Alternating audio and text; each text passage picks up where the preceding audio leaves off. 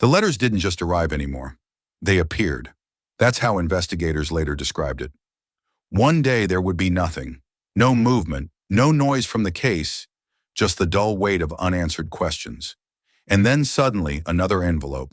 No return address, no traceable origin. Just a message that felt like it had been placed into the system rather than sent through it. And inside one of these envelopes was something that would change the entire investigation again. A new cipher. Longer, denser, more deliberate than anything before it. It would later be called the 340-character code. At first glance, it looked like a continuation of the killer's earlier pattern. Symbols, letters, random seeming arrangements that defied immediate logic. But something about this one was different. The structure felt less playful and more controlled. Less like taunting, and more like communication with a purpose that no one yet understood. Police analysts brought it in immediately. Newspapers published it almost instantly, feeding public obsession. Amateur code breakers across the country dropped everything to try their hand at it. And for a while, nothing worked. Not military cryptographers, not linguists, not hobbyists with decades of puzzle experience. The cipher resisted every known method of decoding. Substitution attacks failed. Pattern frequency analysis went nowhere. Even computer-assisted attempts in later years would stall for decades. It wasn't just difficult, it behaved like it was designed to be misread. And that's when a darker idea started spreading inside the investigation rooms. What if the purpose of the cipher wasn't to be solved at all? What if the point was simply to prove that it couldn't be? Inside the San Francisco task force, frustration turned into obsession again. The cipher became more than evidence. It became a challenge that no one could walk away from. Officers who had never cared about cryptography suddenly found themselves staring at symbol grids late into the night, convinced they were one step away from breaking it.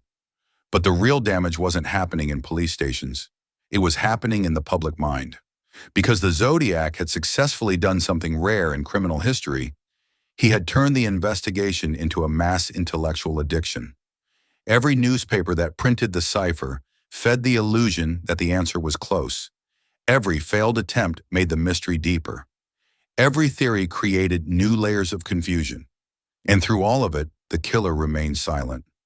No corrections, no clarifications, no follow-up message explaining intent. Just the cipher, sitting in plain sight, refusing to give up its meaning.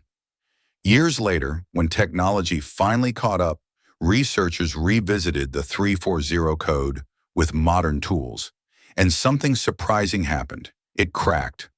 Not through brilliance alone, but through persistence and computational analysis that could finally test millions of combinations without fatigue. The message inside wasn't the dramatic confession many expected. It wasn't a list of victims or a detailed explanation of motive. It was something colder, more controlled, a message that suggested detachment from consequences, a tone that implied satisfaction not in chaos itself, but in the act of causing confusion. There was also a chilling implication. The killer believed he would never be caught, and in that belief, he had constructed his communication like a locked room no one could ever enter. But the most disturbing part wasn't the content. It was the intent behind it, because it confirmed something investigators had long suspected. The cipher wasn't about information, it was about dominance. Back during the original investigation period, before any modern decoding was possible, detectives didn't have that clarity. They only had pressure, fear, and a growing suspicion that they were being tested in real time. And then something else arrived that shifted the tone again, a second wave of evidence. Not just letters this time, but inconsistencies, witness statements that didn't fully align with earlier timelines, reports that had been dismissed suddenly gaining importance, small details in old case files that now looked suspicious under re-examination. A pattern began forming, but not in the way investigators hoped. It wasn't pointing to certainty, it was pointing to awareness. The killer seemed to anticipate what investigators would focus on next, almost as if he understood their process, their psychology, their dependence on patterns, logic, and procedural narrowing. It created a disturbing question inside the task force. Was this man simply clever, Or was he following them just as closely as they were following him? One detective described it in later interviews as the moment the case stopped feeling like a chase and started feeling like surveillance.